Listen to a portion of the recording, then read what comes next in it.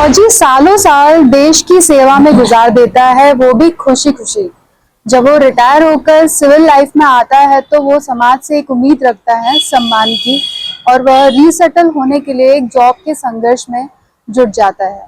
आज हम इसी पर बात करेंगे। हमारे साथ हैं district Sainik welfare and resettlement officer lieutenant colonel doctor Kamalpreet Sagi. Ma'am, आपका बहुत बहुत स्वागत है TNA न्यूज़ में।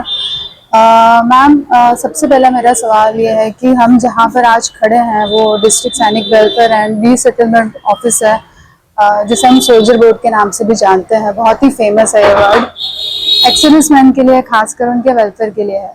तो मैं आज विस्तार से आपसे जानना चाहूँगी कि सोल्जर बोर्ड है क्या और वो एक्स मैन के वेलफेयर के लिए कैसे काम करता है। सबीना मैम, जब आप रिटायर हो जाते हो, जब तक आप नौकरी कर रहे होते हो, आपकी यूनिट आपका सब कुछ करती है, आपकी बटालियन आपका सब कुछ करती है। चाहे वो आपके पार्ट 2 ऑर्डर्स हो, जन्म मरण, या आपकी शादी हो गई है, या कोई और बच्चे का नाम है, पत्नी का नाम है, आपके नाम में कोई तब्दीली, आपके एड्रेस में कोई तब्दीली, आपकी प्रमोशन हुई है, ये सारा का सारा तामझाम आपकी बटालियन करती है जब आप एक्टिव सर्विस में होते हो। लेकिन अगर यही सारे काम आपके रिटायरमेंट के बाद किसी को करने हो तो कौन करेगा? तो आपका district Sainik welfare resettlement office आपके ये सारे काम करेगा। आपके से सारे के सारे डॉक्यूमेंट्स लेगा और हमारे ही स्टडी करने के बाद, काउंटर साइन करने के बाद ये रिस्पेक्टिव रिकॉर्ड्स के पास जाता है। और अगर मान लीजिए कोई देरी हो जाती है, कमी पेशी हो जाती है, तो हम ही लिएज करते हैं रिकॉर्ड्स के साथ और उनकी मदद करके उनकी प्रॉब्लम का सॉल्यूशन करवाते हैं। It has got plethora of issues जो कि हम हैंडल करते हैं। जैसे मैंने आपको बताया, नाम हो गया, बच्चे की पैदाइश हो गई, किसी की डेथ हो गई, कहीं पर पेंशन में आगे पीछे अगर हो गया, all these aspects, spelling mistakes हो गए, सारे के सारे एस्पेक्ट्स हम इनको यहाँ पर आकर के उनकी मदद करते हैं। जी, जब सोल्जर रिटायर होकर आता है तो उसको सबसे बड़ी चिंता होती है, सिविल लाइफ में आया तो उसे एक अच्छा सा जॉब मिलना चाहिए। जैसे सम्मान उसको मिला है अपने सर्विस में, वैसे ही वो चाहता है कि रिस्पेक्टेबल उसको जॉब मिलना चाहिए। तो वो सोल्जर बोर्ड किस तरीके से हेल्प करता है उसको एक रिस्पेक्टेबल जॉब सर्च में? मैं चाहती हूँ ये जो सवाल आपने पूछा है इसका जवाब घर घर तक पहुंचे बिना मैम। मैं चाहती हूँ कि हर इंसान जो कि रिटायर होकर आया है उसको मालूम पड़े कि जैसे वो यहाँ पर आता है, एक फॉर्म हम देते हैं, उसमें हमने खास करके एक कॉलम बनाया है, जैसे कि इसमें लिखा है कि अनएम्प्लॉयड है कि जॉब है, और अगर जॉब है तो कहाँ कर रहे हैं, एंड ऑल दीज थिंग्स। और हमारे यहाँ पर एक अनएम्प्लॉयमेंट रजिस्टर है, उसको हम मेंटेन करते हैं। मेंटेन करने के बाद ये मैं आपको नॉर्मल पॉलिसी बता रही हूँ जो कि हर डिस्ट्रिक्ट सैनिक में होता है। नाउ अब ये बोर्ड टू बोर्ड डिफर करता है कि वो आगे आकर के ऐसे लोगों के जो बायोडाटाज हैं, रेज्यूमेज हैं, आगे कहाँ कहाँ पहुँचते हैं, बिकॉज बहुत सारी कंपनीज हमसे इनके रेज्यूमेज मांगती हैं। As a welfare major, as a step forward Bina ma'am, हम ये जो हमारे पास लोग आते हैं, हमने जो उनकी लिस्ट बना रखी है। अब खास करके बड़ौदा वाला जो ये हमारा जो बोर्ड है, उसने एक स्टेप आगे लिया हुआ है कि हम कोशिश कर रहे हैं VCCI से बात करके, लोकल इंडस्ट्रीज से बात करके, और उन सब से हम लोगों ने एक तालमेल बिठाया है कि every 3 months, every 4 months we will have a conversation with them। उनको जो जो लोग जॉब के पॉइंट ऑफ व्यू से चाहिए वो हमसे एक CNV फॉर्म भरेंगे और हम उसके तहत लोगों तक बात को पहुंचाएंगे। अगर आने वाले समय में सब कुछ सही हुआ तो हम एक यहाँ पर एम्प्लॉयमेंट ड्राइव भी करते हैं, जो कि कुछ दिन पहले 9 तारीख को हुआ था। उस एम्प्लॉयमेंट ड्राइव में 5 एजेंसीज आई थी बीना मैम, और 5 एजेंसीज में आने के लिए 55 लोग आए थे इंटरव्यू देने के लिए, जिसमें से 15 से 20 लोग सिलेक्ट होकर गए हैं। सो ये जो पहली बार हमने जो मुहिम करी थी, ये तभी हो पाया जब ये सारे लोग आए, इन्होंने लिखा कि अनएम्प्लॉयमेंट है, हमने रजिस्टर मेंटेन किया, हमने इसके बेसिस पे अलग अलग इंडस्ट्रीज को अप्रोच किया, अब और हम कर रहे हैं, और फिर उनसे हम रिक्वेस्ट करते हैं कि आप यहाँ पर आके अपनी एम्प्लॉयमेंट ड्राइव करें। आफ्टर उन्होंने हम जो CNV फॉर्म दे दिया है, और ये लोग यहीं पर इनको एक ही छत के अंदर 5 से 6 कंपनीज, 5 से 6 एजेंसीज में एक कंपैरिजन मिल जाता है कि ये बंदा मुझे इतना दे रहा है, ये मुझे इतना दे रहा है, तो they can pick and choose. ये opportunity, you are so very right, इनको मन में, जहन में खाती रहती है। जो ये अपॉर्चुनिटी हम दे रहे हैं बीना मैम, ये और आगे बढ़ेंगी। और आपके माध्यम से मैं सबसे रिक्वेस्ट करना चाहूंगी कि और बहुत सारी कंपनीज आए हमारे पास और इन लोगों को अपॉर्चुनिटी दें। जी। फौजी रिटायर होकर आता है तो वो फौज की बहुत सारी चीज़ें अपने साथ लेकर भी आता है, जो जो उसको वहाँ पर फैसिलिटीज़ मिली है, और जाहिर सी बात है उसको मिलनी भी चाहिए क्योंकि वो देश की सेवा कर रहा है। yes. तो वो उम्मीद रखता है कि जब वो सिविल लाइफ में आए तो एक ऐसा ऑर्गेनाइजेशन हो जो उसको वेलफेयर एक्टिविटीज़ उसकी कैरी फॉरवर्ड हो। yes. तो कौन कौन सी सोल्जर बोर्ड के माध्यम से कौन कौन सी ऐसे वेलफेयर एक्टिविटीज़ होती हैं, जो स्कीम्स होती हैं, बेनिफिट्स होते हैं जो सोल्जर्स को मिलते हैं? अगेन बीना मैम, ये आप बहुत ही सारे इंपॉर्टेंट क्वेश्चंस पूछ रही हैं। जो इंसान घर पे गांव में बैठा हुआ है वो समझे कि उनकी बेटी की शादी के लिए एक राशि दी जाती है, जो कि केस भी अलग से देता है और राज्य सैनिक बोर्ड अलग से देता है, वो उनको मिलता है। आपका अगर बच्चा खेल कूद में अच्छा है और उसने किसी लेवल पे पदक हासिल किया है, अवार्ड हासिल किया है, तो उसका अलग से उसको पैसा मिलता है। आप यहाँ पर आए तो आपको मालूम पड़े। अगर आपका बच्चा किसी कारण से, कोई भी कारण से कोई प्रॉब्लम है मेडिकली, तो उसकी भी बहुत सारे स्कीम्स हैं जो कि आपको मिलते हैं, आपको उसकी राशि मिलती है। अगर आपका कोई मेडिकल प्रॉब्लम है जो कि आपकी बोर्ड में एक्सेप्ट हो गया है, आपका बोर्ड के तहत, वो तो आपको मालूम है, आपका जो मेडिकल बोर्ड के तहत एक्सेप्ट हो रखा है, तो उसकी आपको अलग से पेंशन मिलती है। अगर आप किसी जमाने के में आपने सर्व किया है और आप पेन्यूरी ग्रांट के तहत आ सकते हैं, तो हम आपकी वो भी मदद कर सकते हैं। लेकिन प्लीज अंडरस्टैंड, ये सारी पॉलिसी के तहत होता है, तो पॉलिसी में अगर माना जाएगा तो होता है। और देन देयर आर हमारी जो विधवा बेटियां हैं, विधवा नारी हैं, उनके लिए भी बहुत सारी फाइनेंशियल स्कीम्स हैं बीना मैम। उसमें फाइनेंशियल स्कीम्स में है कि हम चेक करते हैं, फिलहाल 2 लाख आय का एक अपर स्टार्टअप मिक्स नियुक्त किया हुआ है, जो कि हो सकता है आने वाले समय में थोड़ा सा उसको बढ़ा दिया जाए। किसी की अगर 2 लाख आय से कम आय है तो हम उनको फाइनेंशियल असिस्टेंस दिलवाते हैं, जो कि राज्य सैनिक बोर्ड से उनको मिलता है, हर महीने उनको मिलता है। जिनके बच्चे, जो बच्चे अनाथ हैं, उनको भी there is a option to give them the facility of finances, that is also there.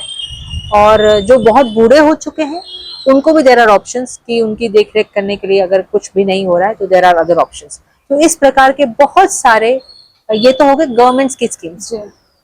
हम आगे जाकर के एक और मेहनत कर रहे हैं बीना मैम, जिसमें कि जो लोग इसके अलावा भी प्रॉब्लम्स को फेस कर रहे हैं, we are approaching the society, we are approaching the citizens of फिलहाल Baroda, and we are requesting them to come to our office. हम उनसे इल्तिजा कर रहे हैं कि ये सारे केसेस हमारे साथ पढ़े, क्योंकि हमारे ऑफिस में आपको ऑथेंटिक इंफॉर्मेशन ही मिलेगी।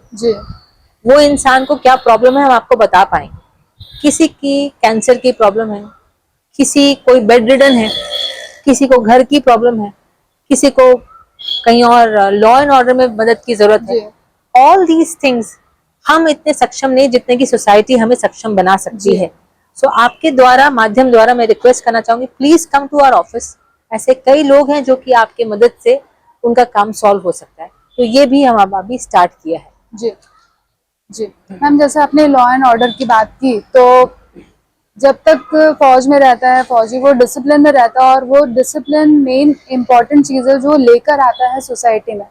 सिविल सोसाइटी में डिसिप्लिन लोग भी हैं, अनडिसिप्लिन लोग भी हैं, उसको सड़कों पे भी चलना होता है, सब चीज़ों का सामना करना पड़ता है। हमने बहुत सारी ऐसी चीज़ें देखी हैं, रिसेंटली बहुत ऐसे इंसिडेंट्स हुए हैं जिसमें कन्फ्लिक्ट बहुत ज़्यादा, हमने एक्स सर्विसमैन सोल्जर हो या फिर सर्विंग ऑफिसर्स या सोल्जर हो, उनके साथ में हमने जो सिविल एडमिनिस्ट्रेशन होता है, चाहे वो पुलिस ले लीजिए या कोई भी डिपार्टमेंट ले लीजिए, उनके साथ में बहुत ज़्यादा कन्फ्लिक्ट भी हमने देखा हुआ है। बहुत सारे ऐसे न्यूज़ में भी चीज़ें आई हैं, तो उसके बारे में आपसे मैं जानना चाहूँगी।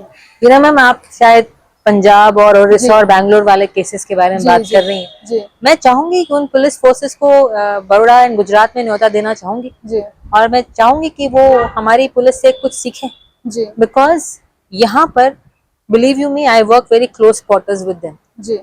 मेरे पास उनके लिए सिर्फ सराहना के शब्द हैं, अप्रिसिएशन के शब्द हैं, because they understand, they respect the present police and the present administration of the police and the law and order. They respect and understand the pain points of armed forces, military. मैं सिर्फ, ये मेरा खुद का experience भी है, plus मेरे पास जो भी लोग आते हैं, आप मानेंगे नहीं, मैंने यहाँ पर एक लेडी आई थी जिसके साथ कुछ क्या कहते हैं, कुछ प्रॉब्लम हो रही थी। मैंने शी टीम को फोन किया, शी टीम खाना छोड़ते हुए, खाना खा रहे थे छोड़ते हुए उन्होंने आके मेरी मदद करी, उस लेडी की मदद करी। उसके बाद में किसी का कोई प्रॉब्लम हो रहा था, कोई झगड़ा हो रहा था, मैंने पीआई को फोन किया, उन्होंने इस बात को अवगत करा, उन्होंने मेरी बात का सम्मान रखते हुए उस इंसान की मदद की। मैंने खुद ने इसको जब फेस किया, क्योंकि जो गलत है उसको गलत कहा जाता है, बट उसके बावजूद उन्होंने मदद करी, आगे होकर के मदद करी। इतना सुंदर कोऑर्डिनेशन सिर्फ ये समझाता है कि आपसी रिस्पेक्ट है। And this is what is required for other police people who could not do it, who were trying to pinpoint corner these फौजीज in other places. Why are you trying to corner?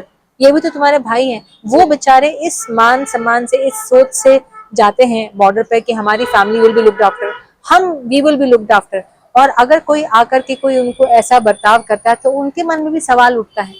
Believe you मी, उस मैंने जो experience किया पिछले कुछ दिनों में and लोगों को जब दे रही हूँ, उसके बाद में मेरे में जज्बा और बढ़ गया कि मैं इनकी 10 कदम, मैं तो हुई फौजी, लेकिन जब भी कहीं खड़ी होती हूँ मेरा जज्बा, मेरा प्यार उनकी तरफ, उनकी रिस्पेक्ट उनकी तरफ 10 और गुना बढ़ चुका है। Why can't other states do that? Why is that कि किसी को सुप्रीमेसी दिखानी है? Not that उनके मन में ऐसा होगा, लेकिन उनके साथ जिनके साथ बिहेवियर हुआ तब तो ऐसा हुआ ना। So nobody is asking much, everybody is asking only small respect, some time to understand the problem which they need to do. हमारे प्रदेश में, हमारे स्टेट में ये हो रहा है and they need to learn. जी, बहुत सारी चुनौतियां जब फौजी रिटायर होकर आता है तो बहुत सारी चुनौतियां अपने साथ में लेकर आता है। कुछ चुनौतियों के बारे में बताइए कि क्या क्या फेस करना पड़ता है। ये तो आपने बताया, हम देख भी रहे हैं कि एक चुनौती है जिसको चुनौती बना दिया गया है, क्रिएट की हुई है, पर उसके अलावा बहुत सारी चुनौतियां उसको फेस करनी पड़ती है। आप एक खुद सोल्जर हैं, आप खुद रिटायर होकर एक सिविल लाइफ में आई हैं, तो आपकी कुछ पर्सनल चुनौतियां जो आपने भी फेस की और जो आप दूसरे एक्सपीरियंस की चुनौतियां आप बता सके हमें। लाइफ बहुत आगे निकल चुकी होती है जब तक हम फौज से बाहर आते हैं। लाइफ, लोग बहुत बदल चुके होते हैं, लोकेशंस बहुत बदल चुकी होती है, हादसे, हालात बहुत बदल चुके होते हैं। हमारी फैमिली के साथ जो रिलेशंस होते हैं वो बहुत करीब के होते हैं, इमोशनल होते हैं, लेकिन वो डायनेमिक्स ऑफ द रिलेशन भी बहुत ज्यादा चेंज हो चुके होते हैं। फौजी सिर्फ काम करता रहता है दिन से लेकर रात तक, उसकी फाइनेंशियल स्टेटस उतनी की उतनी रहती है, कुछ facts and figures in life के, और वो फौज में सिर्फ एक काम के ऊपर, एक काम क्या 50,000 काम करता रहता है। कभी उसने ये नहीं सोचा होता है कि मैं अपस्किल कर लूँ, मैं साइबर हैकिंग सीख लूँ, मैं कंप्यूटर सीख लूँ, मैं कोई लैंग्वेज सीख लूँ, मैं MBA कर लूँ। कोशिश करते हैं, लेकिन वो अपनी नौकरी तो छोड़ नहीं सकते, क्योंकि नौकरी नहीं छोड़ सकते हैं तो वो ऑफलाइन जाके पढ़ाई नहीं कर सकते हैं। तो बिलीव यू मी और नॉट, वो उस रेस में, रेस है नहीं लेकिन मान लेते हैं कि रेस है, उस रेस में पीछे छूट जाते हैं। बहुत सारी रेस है बिना, उसमें से एक है फाइनेंसेस की रेस, उसमें है एक है, दूसरा है रिस्पॉन्सिबिलिटीज की, तीसरा है रिलेशनशिप्स की, चौथा है स्टडीज कोर्सेज की, fifth is adaptation in the changing environment of the society. बहुत कुछ पीछे छूट जाता है बिना माँ, और उसको जब वो आता है, सिविल में आती है, आता है, उसको लगता है मैं कैसे करूंगा, ये कैसे करूंगी। जो चीज उसके लिए फौज में, वो तो एक पोस्टिंग से दूसरे पोस्टिंग से जा रहे हैं, लेकिन आप आते हो, आपको एक जगह पे रहना होता है, बच्चे की पढ़ाई लिखाई पता नहीं होता है कि बच्चे को किस तरह से डालेंगे, कोई एक्सेप्ट करेगा कि नहीं करेगा। मैं आपके चैनल के थ्रू रिक्वेस्ट करना चाहती हूँ उन स्कूल से, उन कॉलेज से, उन पॉलिसी मेकर्स से, understand the pain that they going through, make some much more feasible, adaptable, easy policies for them, right. एक तो वो प्रॉब्लम आती है। सेकेंड है, जब जॉब करने जाते हैं तो एक टैबू, एक लेबल दे दिया जाता है, आप सिर्फ सिक्योरिटी का काम कर सकते हैं, चाहे वो ऑफिसर हो या जवान हो, आपको सिक्योरिटी ऑफिसर बना दिया जाता है या फिर आपको सिक्योरिटी गार्ड बना दिया जाता है। अभी कुछ लोग एक्सपीरियंस कर रहे हैं, चैलेंज ले रहे हैं, लेकिन फिर भी उन पे एक्सपेक्टेशंस की जो सीमाएं हैं वो बहुत ऊपर कर दी जाती है। 3 महीने हुए, आप फटाफट से परफॉर्म करिए, ऐसा नहीं हो सकता है। जो इस इंसान ने 20 साल एक काम करके, उसको आता है काम, आप उस पर भरोसा रखिए। लेकिन अगर आप ये सोचे कि 3 महीने में उसको सब कुछ आ जाएगा, वो तो गलत होगा ना पीना मैम। तो वो पेशेंस जो नहीं है लोगों में, वो चीज मैं चाहूंगी कि लोगों में आए। तो ये सारी की सारी प्रॉब्लम्स, देन उसके बाद में उसको एलियनेट, मुझे अगर मुझे कोई लैंग्वेज नहीं आती है और आप चाहें कि मैं जाते ही कोई लैंग्वेज सीख लूं, ये पॉसिबल है? ये नहीं है। आप चाहते हो कि कॉर्पोरेट में जाते ही कॉर्पोरेट की लैंग्वेज आ जाए, ये कैसे हो सकता है? आप उसको समय दीजिए। लेकिन अगर आपकी अपेक्षा है, फौजी है, अच्छा फौजी है तो कर नहीं पाया, फौजी है कर पाएगा, समय तो दीजिए। जी जी तो ये सारी की सारी प्रॉब्लम्स आती है। नेक्स्ट प्रॉब्लम है अपेक्षा, कि मैं फौजी को इसलिए नहीं लूंगा क्योंकि इसने सीखा नहीं है। आप मौका तो दीजिए उसको। जी so all these issues they come up and कई फौजी पढ़े नहीं है, मतलब मैं जवानों की बात जी कर रही हूँ, जी उनको भी मैं चाहूंगी कि अपस्किल के कोर्सेज करवाने में क्या ही प्रॉब्लम है, उनको मौका दीजिए, वो सीखेंगे और अच्छा काम करेंगे। तो these are the issues Bina ma'am, हमारे बंदे और मैंने खुद ने भी इसको फेस किया है। जी जी मैम, फौजी की जो स्पाइनल कॉर्ड होता है उसकी फैमिली होती है, वो फैमिली अगर मतलब अच्छी रहेगी तो वो आगे का काम कर पाएगा। आप फैमिलीज के वेलफेयर के लिए सोल्जर बोर्ड किस तरीके से काम कर रहा है? वेरी नाइस क्वेश्चन, ये मेरा अभी ध्येय है। And thanks to our RSB director, deputy director and the entire team, जो कि इस बात पे और आगे केस भी इसके बारे में सोच रही जी है। जी सो हमने अभी रिसेंटली 23rd को एक स्नेह मिलन कराया था। उसमें उसके पहले भी हमने लास्ट ईयर जैसे कराया था बीना मैम, तो हमने लोगों से सिर्फ उनके मुद्दे लिए थे। अब जो 23 को किया है हमने, अभी ऐसी समाज में से कुछ ऐसी लेडीज हैं जो कि बहुत अच्छा काम कर रही हैं। फॉर एग्जाम्पल, वो they want to give back, तो वो लोग ब्यूटी पार्लर चला रही हैं, कुछ लोग एक सैनिटरी पैड की मशीन चला रही हैं, कुछ लोग आर्ट्स एंड क्राफ्ट्स की कुछ काम कर रहे हैं, कुछ लोग ज्वेलरी मेकिंग कर रहे हैं, कुछ लोग पापड़ में हैं, कुछ लोग अगरबत्ती बनाने में। जी हमारी लेडीज एज आई मेंशन इतनी पढ़ी लिखी शायद नहीं थी, नहीं है। सो क्या क्या चीज़ों की ज़रूरत पड़ती है? कंप्यूटर लिटरेसी की ज़रूरत पड़ रही है, उनको घर बैठे बच्चों का ध्यान तो रखना ही है, तो उनको घर बैठे कुछ कमाना है। तो दीज लेडीज को हमने बुलाया बीना मैम और उनको उनसे बात करवाई। बात कराने के बाद हमें अभी काफ़ी नंबर्स मिले हैं। उस नंबर्स के तहत कुछ लोग ब्यूटी पार्लर ज्वाइन करना चाहते हैं, कुछ लोग कपड़े बनाना चाहती हैं और कंपनीज के साथ जुड़ना चाहती हैं, सो दैट वो घर बैठे बैठे अपने बच्चों का ध्यान रखते हुए अपने पैरों पे सक्षम हो जाए। उसके बाद में अभी कुछ दिन पहले ही, हो सकता है आपके सामने, एक मेरी मीटिंग होने वाली है जिसमें कि हमें गवर्नमेंट से भी थोड़ी सी अभी कंफर्म नहीं हुआ है, सो हमारी बातचीत चल रही है जिसके तहत वो हमें एम्प्लॉयमेंट मेला, एग्जीबिशन मेला जी प्रोवाइड करेंगे, एक प्लेटफॉर्म प्रोवाइड करेंगे जिसमें कि ये लेडीज अपना बनाया हुआ सामान उसको डिस्प्ले कर सकती हैं विदाउट एनी कॉस्ट, जी जिसके कारण से सिर्फ और सिर्फ उन्होंने अपना काम करना है। This is a very beautiful thing which is coming out. I am very sure ये यस हो जाएगा। दैट्स द रीजन मैं आप सबसे शेयर कर रही हूँ। जी नहीं भी होगा तो भी हम लोग कुछ ना कुछ करेंगे। We are providing platforms because it is आज की जरूरत है। जरूरत है। जैसे आपने राइट कहा कि स्पाइनल कॉर्ड है, वो हस्बैंड को टेंशन करने की जरूरत नहीं पड़ेगी कि मैं अगर रिटायरमेंट जा रहा हूँ तो मेरी फैमिली का पूरा पूरा ध्यान कौन रखेगा। जी तो ये जो प्लेटफॉर्म्स मिलते जा रहे हैं तो उसमें ये लोग स्ट्रांग हो जाएंगे। तो this is what we are trying to do. First is upskillment, second uh courses and then uh platform for them to sell their own stuff. जी कुछ कर रहे हैं। जैसे कि जैसे आर्मी को ले लीजिए, एयरफोर्स या नेवी को ले लीजिए, आर्मी वाइफ्स वेलफेयर एसोसिएशन होता Yes. है, एयरफोर्स वाइफ वेलफेयर एसोसिएशन होता है, नेवी वेलफेयर एसोसिएशन Yes, होता है। yes. तो वैसे ही इसकी भी अभी के आज के टाइम में बहुत जरूरत है। बहुत जरूरत है मैम, ये आपने मुझे बहुत अच्छा आइडिया दे दिया। हम इसको प्रपोज करेंगे बिकॉज ये चीज है नहीं अभी।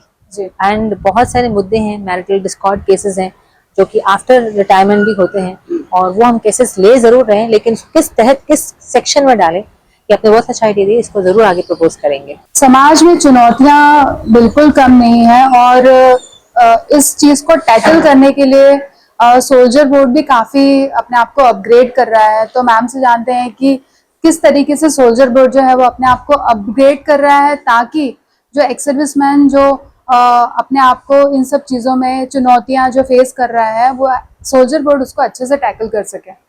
मैम, मेरा सवाल आपसे ये है कि बाहर की चुनौतियां बिल्कुल कम नहीं है, समाज बहुत तेज गति से बदल रहा है, तो सोल्जर बोर्ड किस तरीके से अपने आप को इन सब चुनौतियों में ढाल रहा है ताकि जो हमारा एक्स सर्विसमैन है जो अपनी चुनौतियां लेकर आता है सॉल्यूशन के लिए, तो वो कैसे वो टैकल कर सके सोल्जर बोर्ड? बहुत अच्छी बात है। ये हमारा अगेन नेक्स्ट हमारा मुद्दा है जो कि हम कर रहे हैं। So Gujarat is the pioneer in which Bina ma'am हम लोगों ने डिजिटाइजेशन ले लिया है। एवरी डेटा, सभी लोगों का डेटा हम लोग ऑनलाइन चढ़ा रहे हैं। जी ठीक है, हमारे पास डेटा एंट्री ऑपरेटर है जो कि सारा का सारा सबसे डेटा लेती हैं, स्कैन करती हैं और अपलोड करती हैं। अब आप बोलोगे इसका फायदा क्या है? फायदा ये है कि आप घर बैठे, आपकी फैमिली को पता होगा इसका पासवर्ड क्या है, नाम क्या है, सो एंड सो फोर्थ। कुछ खुदा ना खास्ता कुछ होता है, this is a go to place, आपके पास सारा का सारा तामझाम इज रेडी। क्योंकि आफ्टर सर्टेन टाइम हमको खुद को नहीं पता होता है। कई हमारे पास ऐसे केसेस आते हैं बीना मैम की लोगों को पता ही नहीं कि where is a pension, where is a PPO, where is a discharge book, पता ही नहीं। So we are now first of all collecting all data and putting it one place, number one. ये बहुत छोटी सी बात है, number one is.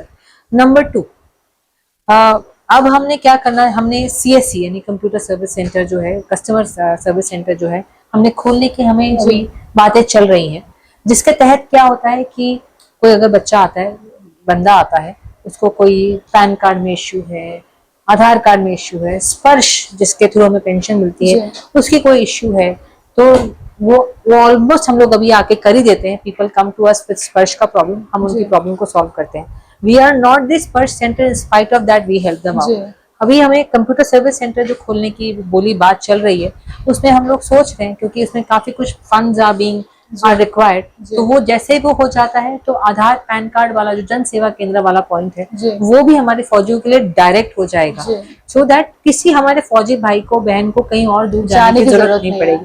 That is number two. Number three is that is for the futuristic, जो कि चल रहा है। हमारे पास high end computers, high end wifi, high end printers, xerox machines, everything is being provided to us so that we can have an easy access to the data and हमको लोगों को मदद कर सके। नंबर चार, इन टाइम्स टू कम हम लोग सोच रहे हैं कि हम कियोस्क प्रोवाइड करेंगे, सो दैट छोटी छोटी चीजों के लिए उनको टेबल पर आकर क्लर्क से बात करने की जरूरत ना पड़े। कियोस्क पे गए, डाला अपना डेटा, but that is very futuristic ma'am, that is yet to come down. ये हम अभी ड्रीम कर रहे हैं और I am very sure Gujarat is going to be again one of the pioneers जो कि इसको इंस्टॉल करेगा। सो फिलहाल ये सब चीजें चल रही हैं। कोई भी स्टेट ले लीजिए, सोल्जर बोर्ड की एक खासियत ये होती है कि यहाँ पर जो फौजी ही काम करता है, वो रिटायर होकर जब आता है तो यहाँ एक्स सर्विसमैन ही काम करता है, तो जो भी एक्स सर्विसमैन आता है तो एक कनेक्शन महसूस करता है। ये बहुत ही अच्छी चीज है और वी नारीज है हमारी यहाँ पर, वो काम करती हैं। ये हमारे सोल्जर बोर्ड की बहुत ही बढ़िया खासियत है। मैम, आप एक्स सर्विसमैन को क्या मैसेज देना चाहेंगे सोल्जर बोर्ड के माध्यम से? ये परिवार जो आप रिटायर होकर जिसपे से आए, नाम नमक निशान, वो बात को भूले नहीं। बिकॉज हम बाहर आ जाते हैं एंड कई लोगों ने ऐसा मैंने देखा है कि ये एक जो नाम नमक निशान को शायद थोड़ा सा भूल जाते हैं कि हम कहाँ से आए हैं, किस चीज को बिलोंग करते हैं, वो कभी ना भूले। आई अंडरस्टैंड कि सिविल वर्ल्ड में आने से आपको थोड़ा बहुत उनकी तरह बात करनी पड़ती है, बिहेव करना पड़ता है, बट आप अपना वजूद ना छोड़ें और हिम्मत ना हारें। क्योंकि जब आपने बॉर्डर पे कभी कोई हिम्मत नहीं हारी, तो आप यहाँ पर भी हिम्मत ना हारें। हम है ना, जॉब नहीं हो रही है, हम आपके साथ काम करेंगे। बच्चे की कोई प्रॉब्लम है, हम काउंसलिंग कराएंगे। घर में कोई मैरिटल डिस्कॉर्ड है, हम आपकी उसमें भी काउंसलिंग कराने में मदद करेंगे। अगर आपने कोई जॉब, आपने स्टार्टअप एंटरप्रेन्योरशिप करना है, हम आपको लोगों से मिलवाएंगे। हम आपके साथ खड़े हैं। सो आप अपने आप को अकेला ना समझें और हो सके उतना अपने अस्तित्व से, अपने एक्सपीरियंस से और अपने होने से लोगों को पॉजिटिव इफेक्ट ही करें। ऐसा नहीं होना चाहिए कि कोई मुझे बोले कि वो फौजी ने ऐसा काम किया। बस मैं यही उनसे इल्तिजा करना चाहती हूँ। जी, thank you so much. Thank you.